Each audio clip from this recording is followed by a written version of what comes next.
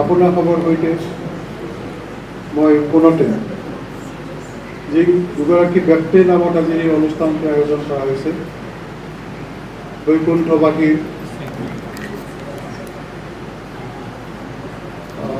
গোবিন্দ দেৱগোস্বামী আৰু আনগৰাকী অনিল দেৱী বৰকটকী বৰগোস্বামী, তেখেতৰ প্ৰতি মই শ্ৰদ্ধা নিবেদন কৰিছোঁ।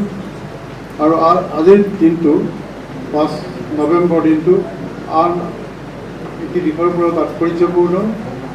যিগৰাকী ব্যক্তি আমাৰ অসমৰ চিনাকি হৈ পৰিছে, যাৰ দ্বাৰা আমি অসমীয়াই চিনাকি দিব পাৰোঁ, তেনেকুৱা এজন ব্যক্তি সুধাকণ্ঠ ডক্টৰ ভূপেন হাজৰিকা আজি ত্ৰয়োদশ মৃত্যু দিৱস, তেখেতৰ প্ৰতি মই শ্ৰদ্ধাঞ্জলি জনাইছোঁ।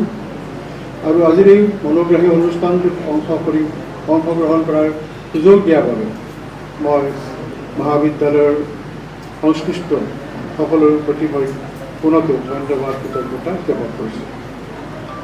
যিখিনি কথা ক'ম সেইখিনি মোৰ টাৰ্গেট গ্ৰুপ, বক্তাৰ সদায় এটা টাৰ্গেট গ্ৰুপ থাকে।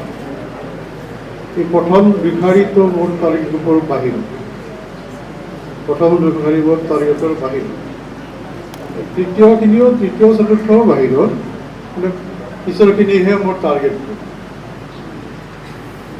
গ্ৰুপ বুজি পাইছে নিশ্চয়। আৰু গতিকে এটা প্ৰায়ে চৰ্চিত এটা বিষয় মই পুনৰাবৃত্তি কৰাৰ নিচিনা হ'ব। চাব দেই, এইটো ঠিক আছে নে? প্ৰায়ে বিভ্ৰাট হয়।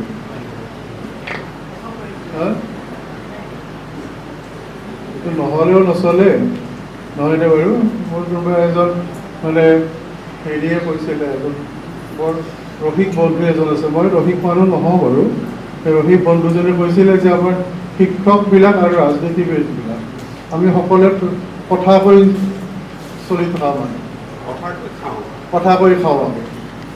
আৰু আমাৰ নামটোৱে ক'ব পাৰোঁ, নবীন শৰ্মা ছাৰেতো কৈছিল শিক্ষকবিলাক হ'ল কৈৱৰ্ত শ্ৰেণীভুক্ত, কৈ বৰ্তি থাকে, কথা কৈ বৰ্তি থাকে। আৰু সেইটো বাৰু বেলেগ কথা। কিন্তু মোৰ এইজন বন্ধুৱে কৈছিল যে পলিটিচিয়ান আৰু টিচাৰ এই দুইটা শ্ৰেণীৰ মানুহে কথা কৈ বৰ্তি থাকে, সেইটোও সত্য। কিন্তু মানে পলিটিচিয়ানবিলাকৰ বিপৰীতে আমাৰ টিচাৰবিলাক হ'ল অমায়িক ইন দ্য চেঞ্চ আমি মাইক ইউজ কৰাত ইমান অভ্যস্ত নহয়। পলিটিচিয়ানবিলাকৰ কিন্তু মাইক নহ'লে নচলে, পলিটিচিয়ানৰ কিন্তু মাইক নহ'লে কথা নকয়, আমি কিন্তু মাইকটো নহ'লেও আমি কথা ক'ব পাৰোঁ, ক্লাছটো যিমানে ডাঙৰ আমি চিঞৰিব পাৰোঁ। চব আজিলা মই পূৰ্বে ক'লোঁ যে এটা চৰ্চিত বিষয়ে মই পুনৰাবৃত্তি কৰাৰ নিচিনা হ'ব যে ভাৰতীয় জ্ঞান পৰম্পৰা, এইটো এটা 2020 চনৰ পৰা বিশেষকৈ এইটো প্ৰায়ে চৰ্চা হৈ থকা এটা ফ্ৰেজ। আমি ইয়াৰ দ্বাৰা কি বুজোঁ? দৰাচলতে জ্ঞান বুলি ক'লে, নলেজ বুলি ক'লে এটা অখণ্ড বস্তু, অবিচ্ছেদ্য, তাক ছিন্ন কৰিব নোৱাৰা বস্তু, তাক কোনো ধৰণে বিভাজন কৰিব নোৱাৰা এটা বস্তু, এটা সাৰ্বজনীন বিশ্বজনীন এটা বস্তু, কোনো ভৌগোলিক ৰাজনৈতিক তাৰ পৰিসীমা থাকিব নোৱাৰে বা নাই।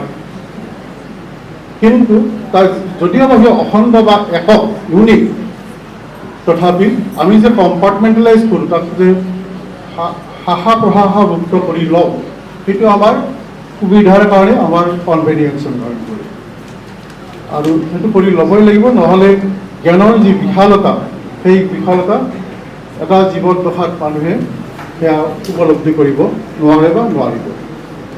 শ্ৰদ্ধেয় বন্ধু বান্ধৱীসকল, এই যিটো প্ৰায় এটা কথা কোৱা হয় যে ভাৰতীয় সভ্যতা ইত্যাদি ইত্যাদি কথা প্ৰায়ে কোৱা হয় যে ভাৰতীয় সভ্যতা অতি কমেও ৬,০০০ বছৰ পুৰণি, অতি কমেও, এটা নিৰ্দিষ্ট তাৰিখ কৈ দিয়া কঠিন, অতি কমেও ৬,০০০ বছৰৰ পুৰণি আমাৰ যিটো ধাৰাবাহিকতা, আমাৰ যিটো পৰম্পৰা, এগৰাকী ভাৰতীয় হিচাপে আমাৰ যি পৰম্পৰাৰ আমি উত্তৰাধিকাৰী, সেয়া অতি কমেও ৬,০০০ বছৰ পুৰণি। আন তাৰ পিছত বা হয়তো আগতো কিছুমান সভ্যতা গঢ় লৈ উঠিছে বিভিন্ন ঠাইত, কিন্তু সেই সভ্যতাবোৰ কালক্ৰমত সময়ৰ গৰ্ভত লীন হৈ গ'ল। আইটি বোপাই কিহত শেষৰ পিনে কৈছোঁ, আই বোপাই হত দেই, বেছি কথা নক'বা দেই।